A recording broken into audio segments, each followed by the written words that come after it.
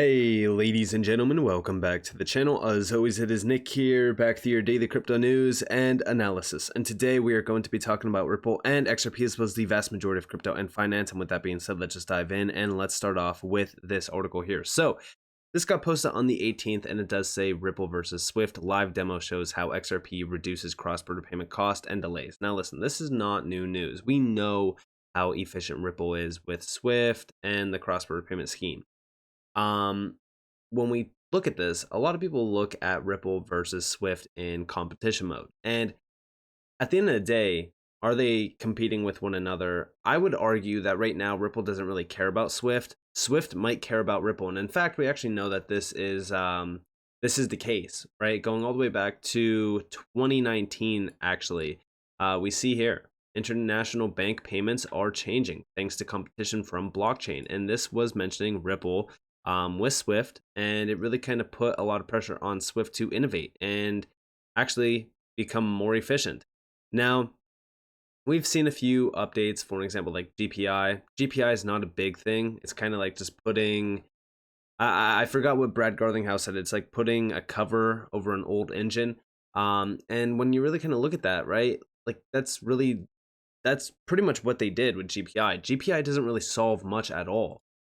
So when we go back to this article, it does post a video that Ingrid actually posted over on Twitter, which we will look into. We will play it. Now, of course, they say it's a recent demo. I don't know if it is a recent demo because I'm pretty sure they mention X Current in the video, which we know has since then gotten rebranded multiple times. But nonetheless, we do see that it shows how utilizing XRP can facilitate remittances between the US and Japan, cutting costs and saving time. Very interesting. Now, I'm going to get to the video here in a second, but we do see the process. According to the clip, the Swift system finds a link between the source and destination banks. Once the sender's bank initiates the transactions, it does this process by two correspondent banks. Now, we know the whole process on Swift is utilizing intermediaries, and that's where we start to get fees. The time is still slower than utilizing blockchain technology and crypto solutions. And we do see, meanwhile, the clip indicated that the link between the two correspondent banks also takes a fee. So there's a fee here. There's also a fee in terms of the correspondent banks between the senders and also the receivers. And then the final lap of the fund movement sees the destination bank receiving the money with at least 3 rounds of charges. So there's 3 times that you get charged within the Swift process. Now, the process with Ripple, I'm sure that you guys are probably already aware. Now, this is where we do see X Current being brought up. So technically, we don't need to watch the clip. But like I said, they are utilizing X Current within the video, which makes me question, is this actually a recent video? I highly doubt it. But I still think that the efficiencies are good to note, considering the fact that we know how efficient Ripple and XRP are around cross-border payments.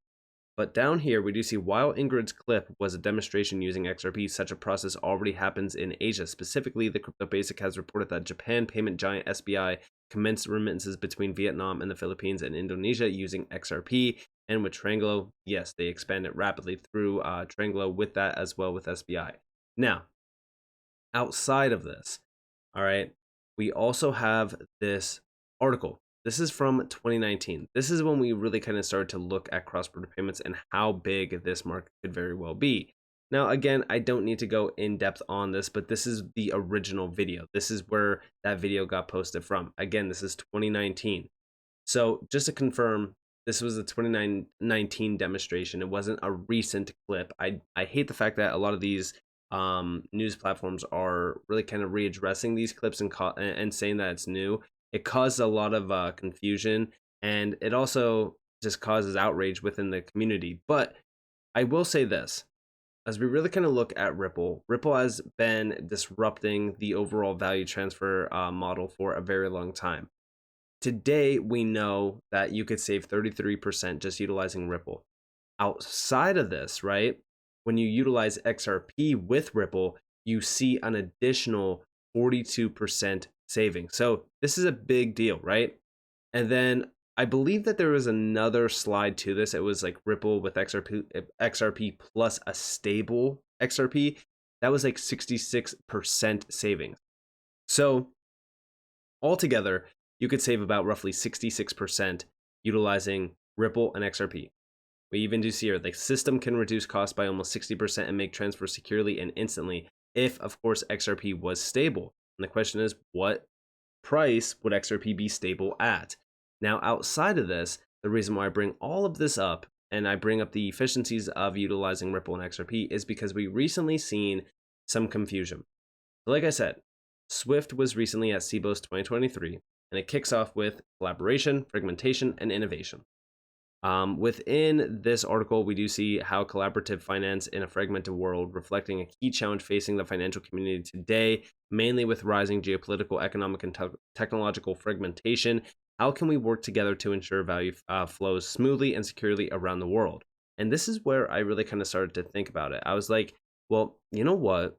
In a fragmented world, why wouldn't Ripple and Swift just collaborate? And this has been a long time coming, right? Like we've thought that Swift was going to tap into Ripple many times in the past, and we really kind of looked at it and addressed how that could work. And we already know that Swift could essentially charge a fee to the banks that want to utilize that system. It benefits Swift, benefits Ripple, it benefits even XRP holders. Now, outside of that, right? This is the thing that made me really kind of think about Swift tapping into Ripple.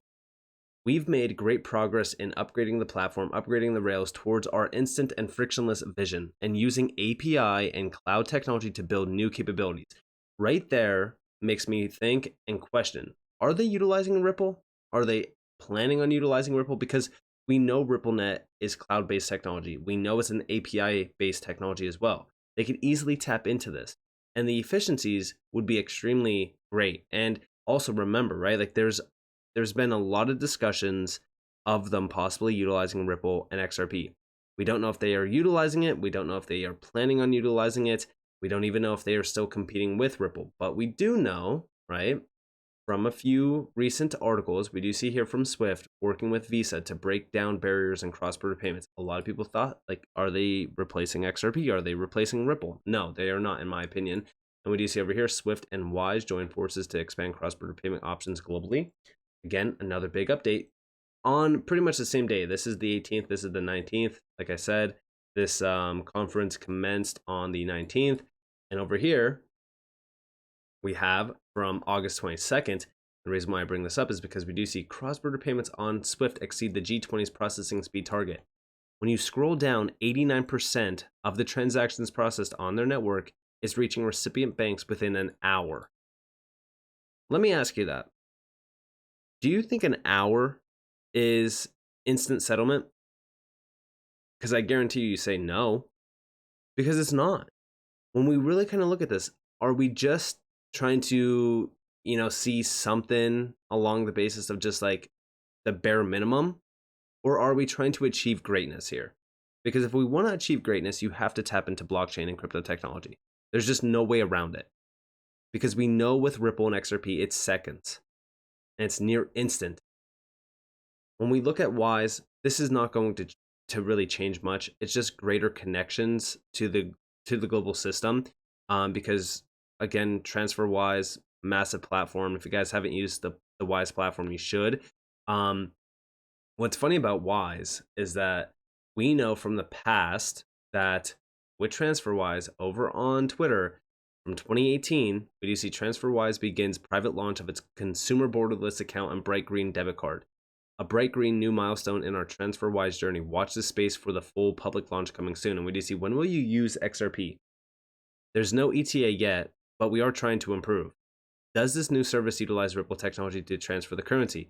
We're not using Ripple tech right now, but not ruling out the possibility. Always considering new ways to make Transferwise better for consumers or customers. Now, this was 2018. Why am I bringing it up? Well, let's look at a few things. So here is another update from October of 2020. Transferwise, we won't use blockchain until more banks use Ripple. Interesting, because this is 2018 or 2020. This was 2018, and then look at this. Here's 2020 or 2023. Ripple says U.S. banks will want to use XRP cryptocurrency after partial victory in SEC fight. Now, we have yet to see this, but is it crazy to think that at some point here soon, that Transferwise will tap in and utilize Ripple and XRP? And then if they do that, well, doesn't that expand and expose the RippleNet to Swift?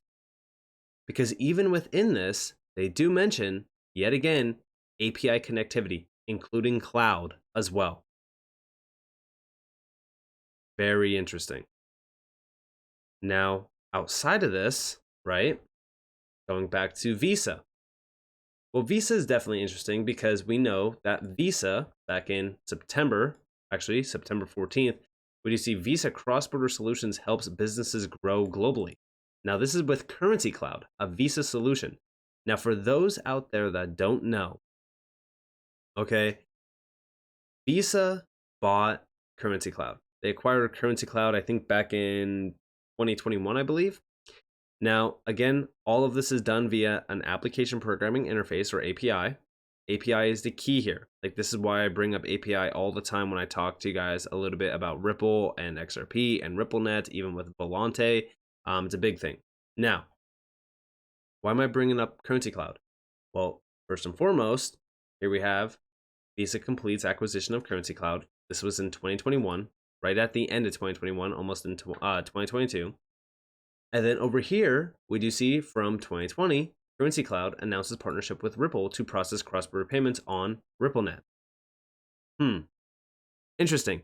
Now, we don't know if Currency Cloud is still working with Ripple. They're not labeled anywhere on their website, from what I've seen. If you actually go to the partners list, for example, and you scroll down, you don't have any listing of Ripple, which again makes me question, are they still working with Ripple? Who knows? Are they just working with Visa at this point with all of these other players on this list? We don't know, right? I couldn't find any new announcements of Currency Cloud and Ripple separating or anything like that, but we do know that with Visa, let's be honest, they're not achieving instant settlement. Visa is just not achieving instant settlement. Even with Currency Cloud, they're not achieving instant settlement. Even the solutions here, if you actually tap into Currency Cloud and you go to even fintechs, which again, Ripple is technically a fintech, you could scroll down and you could see some of their solutions. They don't have instant settlement solved. None of these players have instant settlement solved. That's the big thing here. And it's the secret, right? It's the secret sauce. Because I've talked to you guys about instant settlement and why instant settlement is so crucial. It eliminates the need for, and by the way, a lot of the players tied to Currency Cloud still are Ripple partners. But I've said in a past video recently that instant settlement eliminates a reserve currency. You no longer need a reserve currency with instant settlement, which again makes me question, what's going to happen here? Is everyone preparing for this? Is Ripple positioned better than Swift or any of these other companies as well? I do question it. But a lot of people were saying, like, is XRP and Ripple being phased out? Like, are they even, worth mentioning anymore because of these big announcements from Swift? No, that's not the case, right? Like, we still know Swift is inefficient. We know this. And like I said, David Schwartz mentioned multiple times in the past that Swift would be a dream scenario of them tapping into Ripple, because we know that Ripple has for the longest time kept Swift innovating, and they still have not achieved what Ripple and XRP could. And this is patent technology. And remember, right, that Swift tried making their own currency in the past and it failed.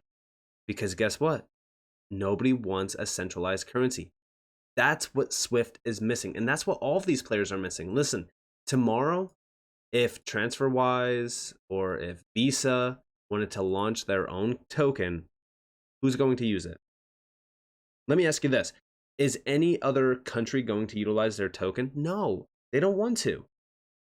That's where we see global fragmentation, where all of these other giants have their own currencies. They have their own tokens. We have deposit tokens now. We have tokenized reserves. So we have this, that, whatever. At the end of the day, nobody wants to utilize a centralized currency. They want to utilize their own currency. They want to utilize their own token. And that's what tokenization and digitalization achieves. So when we look at Swift, I don't think Swift is going to succeed without tapping into a decentralized currency. There's only, two major players I know for the longest time that have been mentioned on documents that could achieve this, which is XRP and XLM. And yes, Ripple doesn't control XRP. They don't even control the escrow. The escrow is already programmed. They don't control that. So when we look at XRP, XRP is fully decentralized. So as we do see the world evolving, I really don't see a way that Swift is going to achieve what they want to achieve here. Not without tapping into Ripple with RippleNet and XRP. And again, the same even goes for Visa, right? Because we know Visa has ambitious goals themselves. But just like I said in the past, Visa and MasterCard both have a scaling problem. They can't scale unless they pay more. For Visa and MasterCard to scale their business model, it costs them a ton of money. So it would be beneficial for them to also tap into DLT to scale. So with that being said, do I think that we need to be, concerned at all about Swift expanding? No, I don't think so, because these are companies that wanted to utilize Ripple and XRP. We know that from what we've seen. And Visa, the Visa Currency Cloud situation is definitely interesting. Like I said, I don't know if Currency Cloud is still utilizing Ripple, but we know that they tapped into Ripple in the past. It's definitely interesting to note, but there's not a lot there, if I'm being completely honest with you guys, that we can really kind of play off of. But I will say this, there has been a lot of information around Currency Cloud and Ripple in the past. I think that once Visa really kind of acquired Currency Cloud, I think that that's when Ripple kind of moved away from the business. I might be wrong. But nonetheless, I hope that you guys enjoyed this video. If you guys did, definitely leave a like, subscribe, turn notifications on because more free content. You guys are more than welcome to follow me on Twitter and join the free Discord in the description below. And with that being said, guys, I hope that you all have a beautiful day or beautiful night wherever you guys are. And this has been Nick. Peace out.